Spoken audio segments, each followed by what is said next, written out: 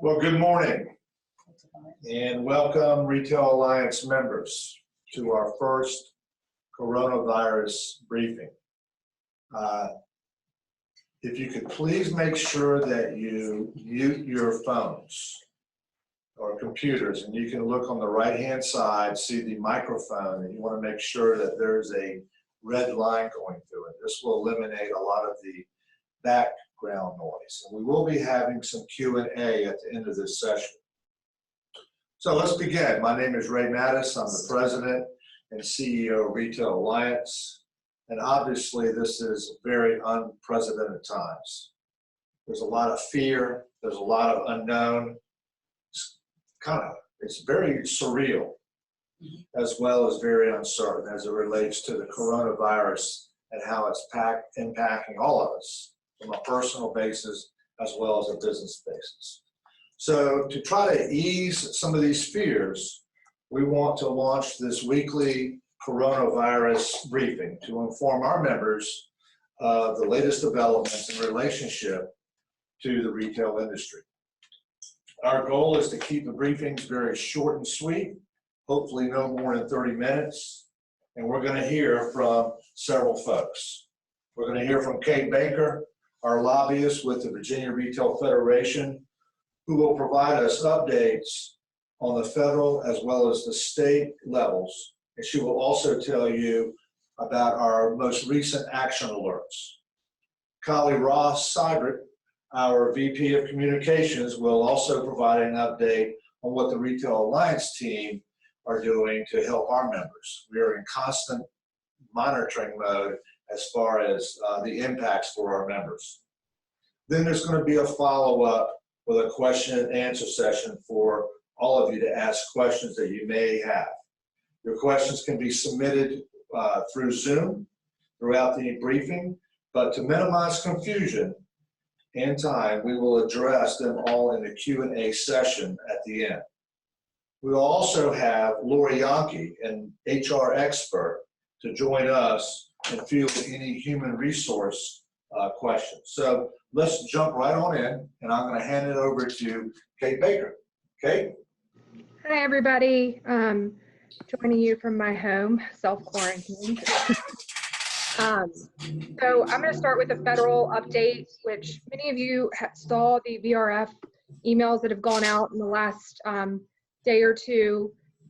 So the first thing is that the Families First Coronavirus Response Act has passed and been signed by the president. This is where they're dealing with the paid sick leave along with a lot of other things. But the main components that would apply to y'all deal with paid sick leave. And there's two different sections of it, both of which apply to businesses 500 employees and less. So that would be majority of our members.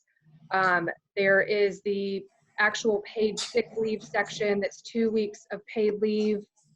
The summary of all of this is in an email that went out yesterday morning. There's 6 qualifications that you have to at least meet one in order to be able to receive that paid sick leave. For example, the employee is subject to federal, state, or local quarantine. They've been advised by a healthcare provider to self-quarantine. They're experiencing symptoms of COVID-19. They're caring for somebody who's experiencing symptoms of COVID-19. They are caring for a child whose school has been closed. So that's just to name a few. And there are some hardship waivers that are listed in this summary that we sent out. It's a lot more information in there. And I will say that we're going to have a lot more clarity on all of this once the Department of Labor comes out with their rules, probably beginning of next week, and how they're planning on applying what passed and was signed by the president. Then there's also the other section that deals with the Family Medical Leave Act. And so this is 12 weeks of paid leave, but the first 2 weeks can be covered by the paid sick leave that I just described. So then you'll have 10 weeks. And this is being used to take care of a child whose school has been closed due to the coronavirus issue. So that is who's covered under that. Again, there's some hardship waivers.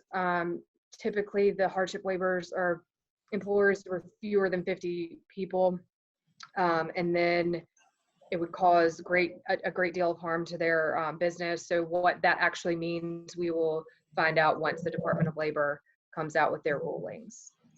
So that's the paid leave portion at the federal level. As you've probably seen on the news as well, there is talk of an economic stimulus package. The Treasury Department has come out with their ideas on it. The Senate late last night came out with their ideas on it. I'm sure we will see a version from the House as well. So what the actual final product looks like, we will have to wait and see. But I would think that they're all going to have in common the fact that they're going to be sending checks to individuals. What that amount will be will depend on what version passes. And the two versions that have come out so far do have specific relief for small business. What that relief is differs, but they do know that small business needs this relief and they need it now. So we're hopeful, and according to our contacts in DC, that something will be done by the end of next week on this. And once they got the Coronavirus Relief Act in the posture that they wanted, that passed very quickly and the president signed it immediately. So we're hoping the same thing will happen with this on the economic stimulus package. On the state level, you should have received an email yesterday afternoon that the governor has allowed for deferment of February 2020 sales tax payment. So you don't have to pay it today, but you do have to apply for a waiver. All of that information is on the VRF social media pages. It was in an email that was sent to our members.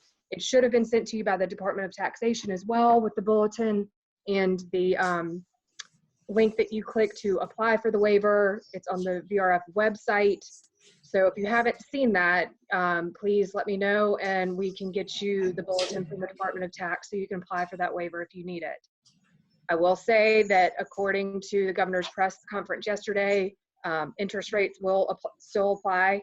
He can't waive those interest payments without an act of the General Assembly, and they don't have time to do that, obviously. He also said that there will be a delay in payment, not filing, but payment of individual and corporate income tax. You will still have to file by May 1st, but payment can be deferred until June 1st. Again, interest rates will apply. For your employees, another thing that has been done by the governor is that he has directed the commissioner of the Virginia Employment Commission to waive the 1-week waiting period to receive unemployment. So if you have former employees that you've had to let go, you can let them know they can apply immediately for unemployment. Typically, they would have had to wait a week to apply. And then also the Small Business Association loans are finally available in Virginia. So just the declaring of an emergency, state of emergency in Virginia wasn't enough to be eligible for those loans. You also have to do a declaration of disaster, which was submitted by Virginia Wednesday afternoon. They got approval yesterday, and we were finally up and running on the SBA website yesterday afternoon. So, hey, can I interrupt you for just a moment? Someone asked if you could repeat the part about the payment deferment for individual corporation income tax. okay. So sorry to interrupt. Yes, there will be a tax bulletin coming out on that later today.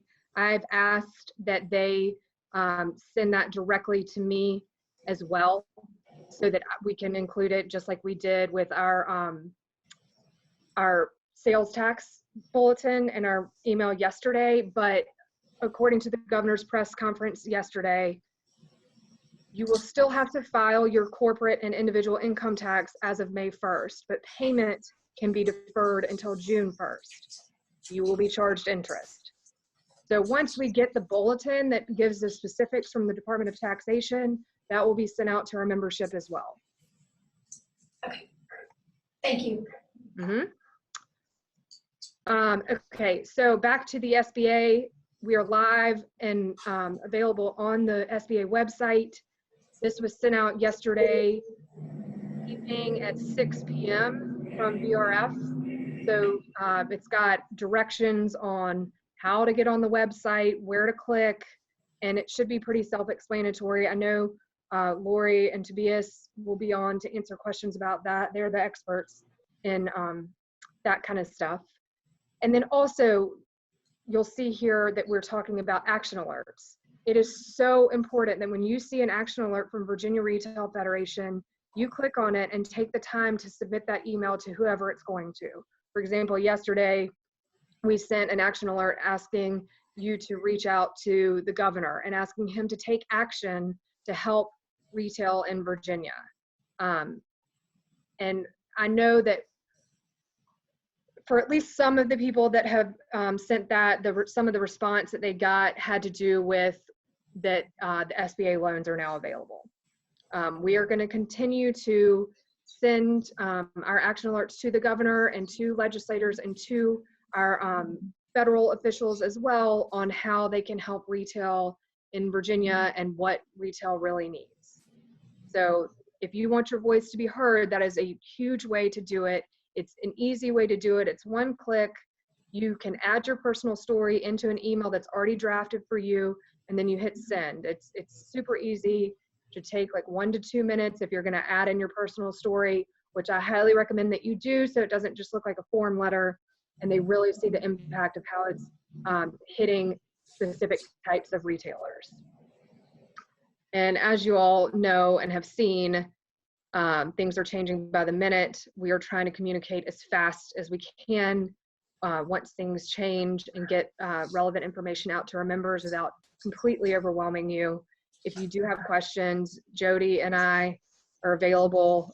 We have been on our phones 24/7 for the past week and a half, trying to help and trying to do what we can to get the governor to take action and Congress to take action and to protect the retail industry in Virginia.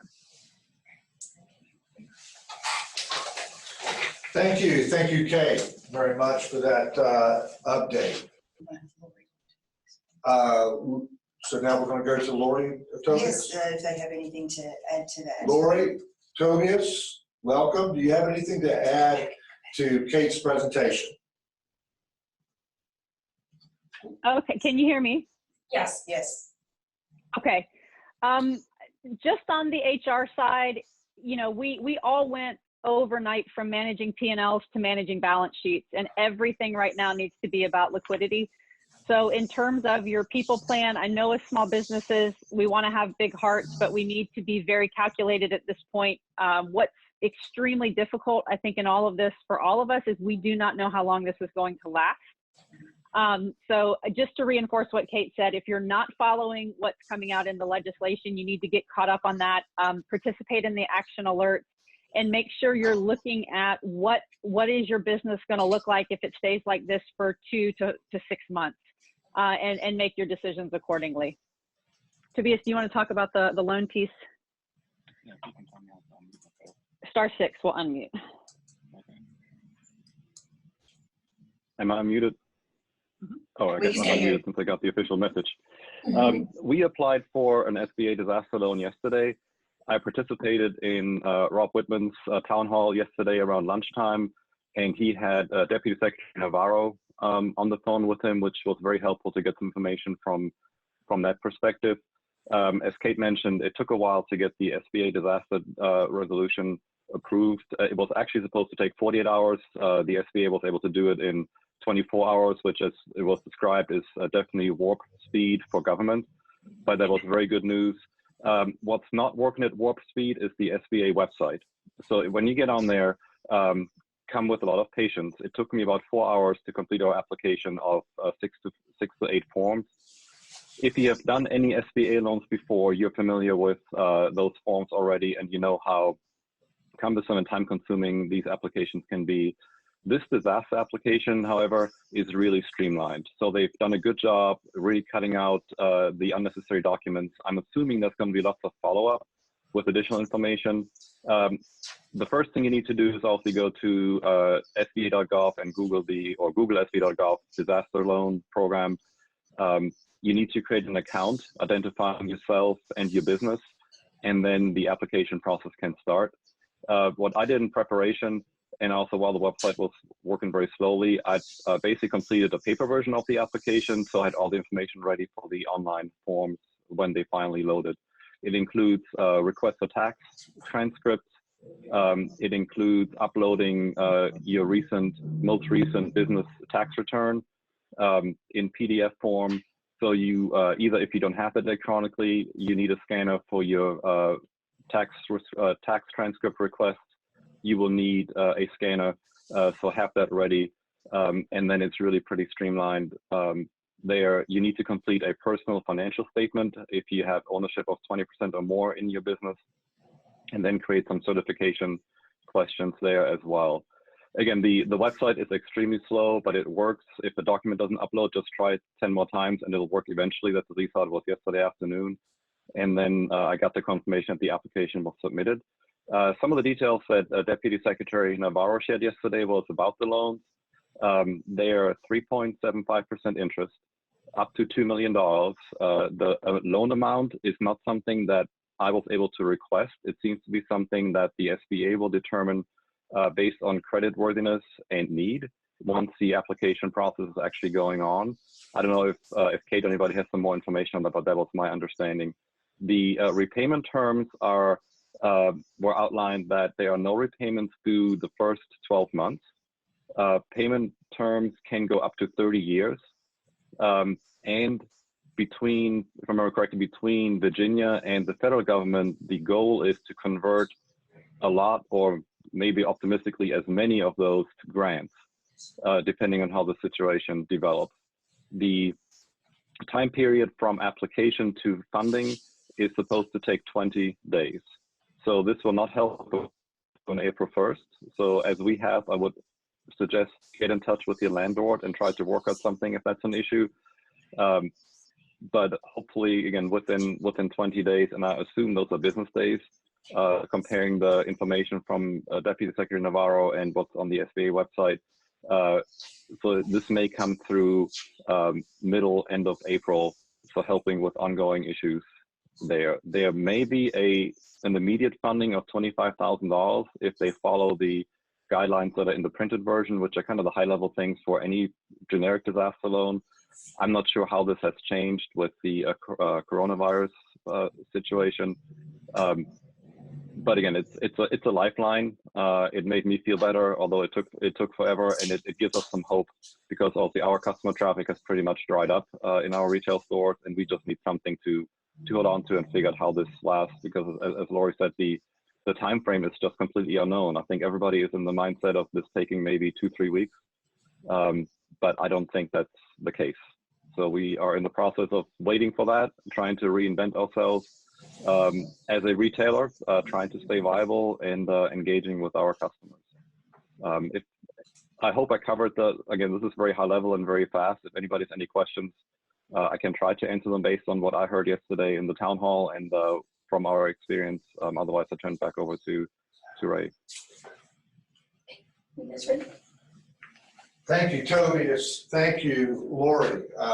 Please make sure that everybody jots down or does their questions so that we can answer those at the end of the session. Something else I want to bring up is your insurance.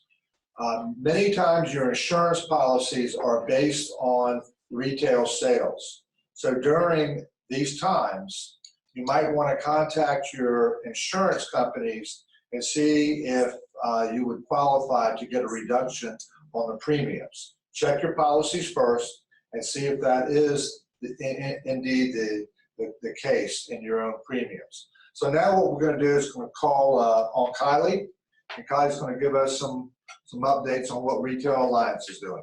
Kylie? Thanks, Ray. Good morning, everyone. What a crazy few days this has been. I'm sure for all of our small businesses as well as Retail Alliance, this is totally unprecedented. but we're trying to do everything we can to help support our members and the industry as well. So I wanted to just talk about a few initiatives that we've done. The first was really to try and understand the impact this is having on, the retail industry and small businesses. So we sent out a questionnaire survey that we've had a great response from, and I wanted to just share the findings that we've had so far. I'll ask Tina is here with me. We're keeping our distance, of course, but she is helping answer some of these questions for us. But I've also asked her to just click through the slide for me. But I wanted to show, first of all, we segmented the data into restaurants because I feel that they are a different species in some regards in this pandemic to retail and other small businesses. So you can see for yourselves on your screen such a variety of reactions to the pandemic. But we had 109 retail and small business responses, which was a great testing and reading of the market. So I don't know if there's no actual figures here right now, but we will be releasing this later on today on our website through social media and to the media as well. So I feel like this is an important story to share just how much of an impact this has had on our industry. But, this is showing that, 21 businesses have actually had to close until further notice. That is growing day by day. 53 have postponed events, 31 are now working remotely, and 43 are increasing their social presence, and I'm sure that number is also going to go up. With restaurants, we had a smaller response, but I feel like on social media especially, there's been a lot more sharing of support for curbside pickup, for delivery, and there's some sites that have been going around. I know that some of the radio stations, TV, as well as social media sites have been a good resource for those that are keeping up to date with the current processes for each of those restaurants as well. So we only had 15 responses here, but you can see on the screen how they've been reacting as well. But it all changes from day to day, depending on what the government decides we're going to do. So also, we have had our membership directors. We've had Teresa and Beth and Tina have been out on the road still, being very careful, but just really touching base with our members to see how they're coping and if there's anything that we can do. And part of that has been also to shoot some short videos that we can share. We're going to be putting these on our social media. We're going to be sharing these with journalists as well, and really just sort of the heart of retail, sharing their stories. So that was really important. And our membership advisors are there. If you need them, please contact them anytime, or any one of our staff. We will do anything we can to help. The other thing that we decided, and this is on a larger scale, the whole industry, every small business needs to be educated right now on how to pivot, how to do their marketing and advertising in a different way, to increase it digitally, to be able to still reach their customers, to be able to get that support when they can reopen again. So we've opened up our Strive workshops from last year and this year, which they're all very focused on small business, retail, marketing, advertising, and we've opened them up to everyone, free access to everyone. And that's not just our membership. And we feel that's very important to be able to share some of that knowledge. So they're now available on our YouTube channel, Retail Alliance. So please just search for Retail Alliance. We also sent the links out on an email yesterday with all of the topics as well. So you'll all have access to that. And obviously we're trying to keep up to date, all the messages and news we receive from Kate on the advocacy side, we're putting up on our website and on our social media channels as well. So we'll keep them updated as much as we can. We also brought back our Buy Local month campaign that we held at the end of last year under Lisa Renee Jennings' leadership for Lover. And we've actually updated it for these current times, which the slogan is Buy Local now more than ever. And I feel it's a message that we all need to share in the community and amongst ourselves. So please, all of these graphics, please, yes, go to the next slide. That is the logo that we've created.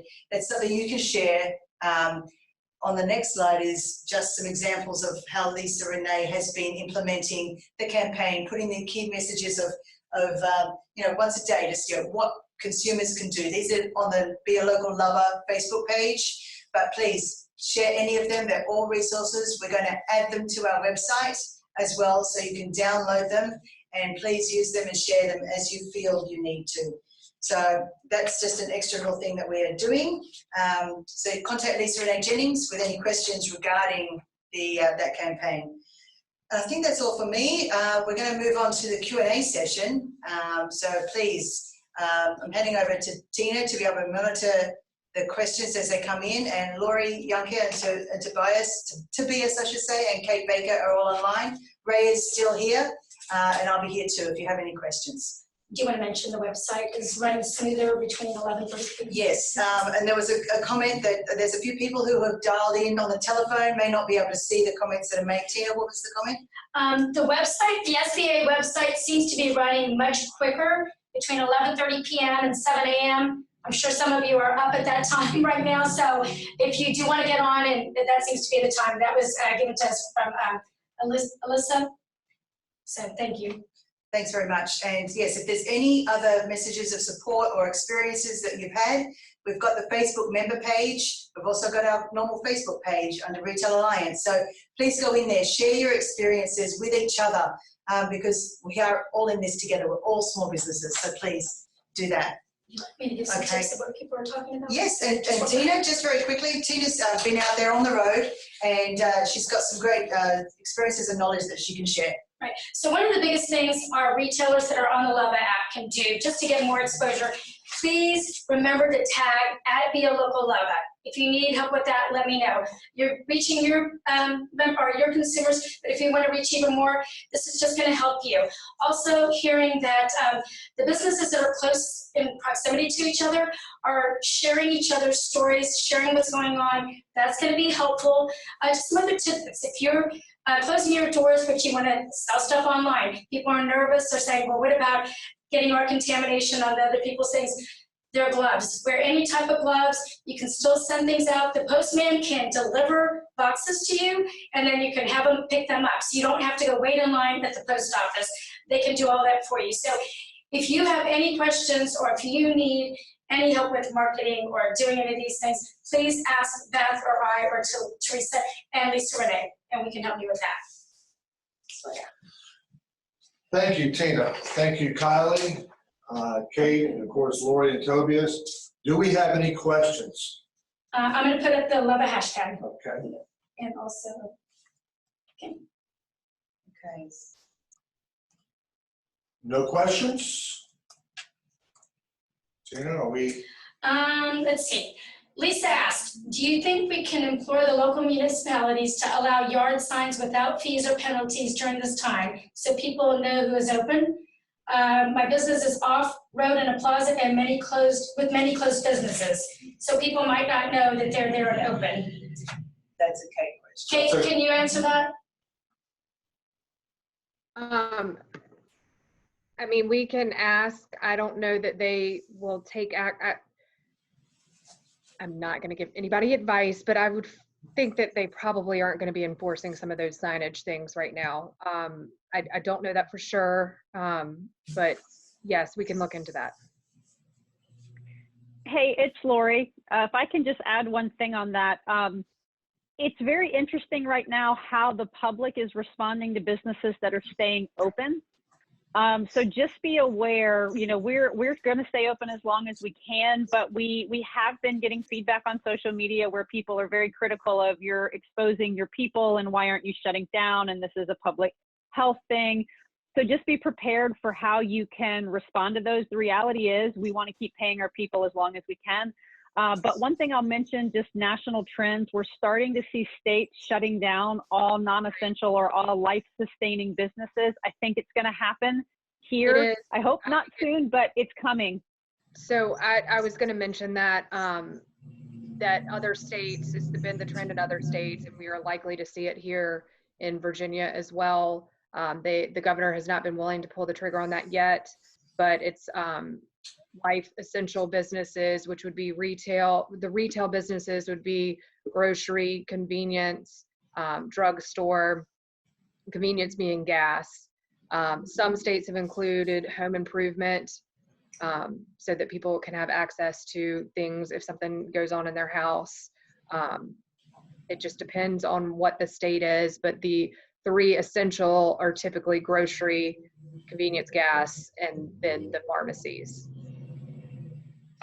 Thank you, Kate. Any other questions, Tina? No, just a statement from Lisa Bay, talking about Philly, Pennsylvania doing that as well, so. Yeah, and I see In California. about California, yes. the mandate, and that's the only assurance against landlord issues. Yes, you're correct about that. Well, that concludes today's coronavirus briefing. Our next briefing will be next Friday, March 26th at 9 o'clock. Please be safe, practice your safe spacing, wash your hands, love your families, stay in touch, and we'll be talking to you soon. Good luck and Thanks, everyone. good day. Thank you for your information and help. Thank you.